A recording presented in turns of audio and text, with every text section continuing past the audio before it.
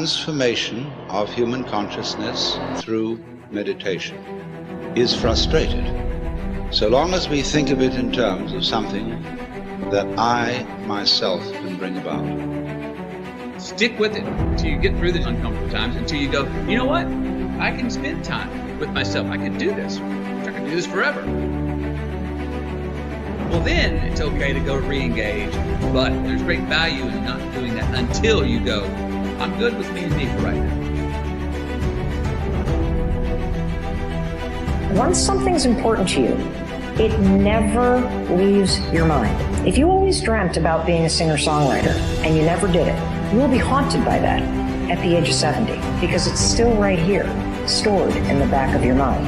It's something that's meant for you, that's trying to call to you. You see, your dreams, you either pursue them or they fucking haunt you. You're suffering from self-doubt while others are intimidated by your full potential. If your past self could see where you're at today, think of how impressed they would be. Don't let life change your name. Don't let it change your name.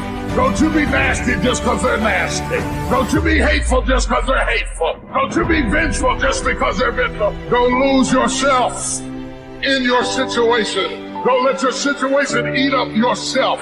We are taken apart slowly, convinced to take an easier path, enticed by comfort. Most of us aren't defeated in one decisive battle. We are defeated one tiny, seemingly insignificant surrender at a time that chips away at who we should really be. It isn't that you wake up one day and decide, that's it, I'm going to be weak. No.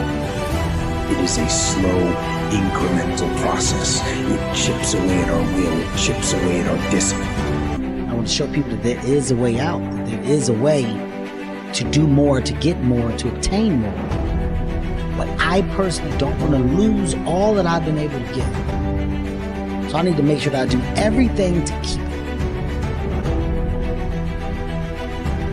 I do think that if you sit on the edge of the bed and things aren't going very well for you, and you ask what foolish thing you're doing to make it worse, that you'll get an answer right now. And it won't be the one you want,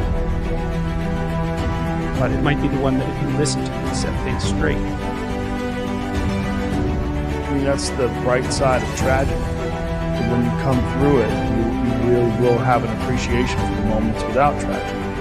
You don't really feel it unless unless life burns you. You don't really feel it.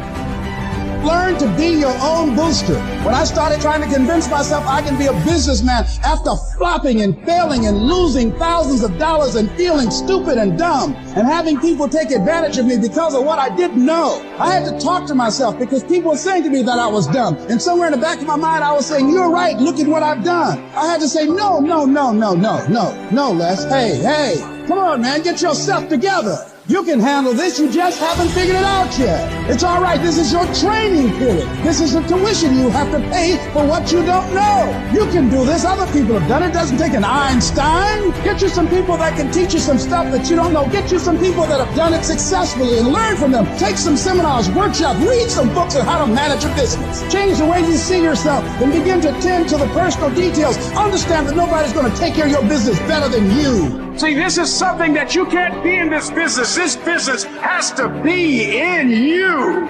If you trust yourself, if you believe, and don't doubt in everything in you. We get this strange feeling that we have never had in our lives, that we are no longer this poor little stranger and afraid of the world in there.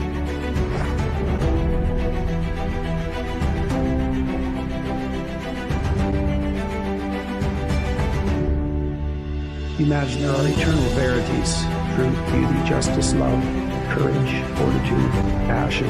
Think of all those things as virtues. So virtue is what all virtues have in common. That's the relationship of God to the good. God is the essence of the good. And you may think, how would that manifest itself in your life? Well, that might be pursuit of the good. That's the pursuit of the good that unites all proximal good. Well, what is that exactly? Well, it's something like belief that it would be for the best, that all things flourish to the degree that that's possible. Keep pushing. Keep pushing. Keep pushing. Keep pushing. I gotta keep pushing. I gotta keep pushing. I gotta keep pushing. I gotta keep pushing.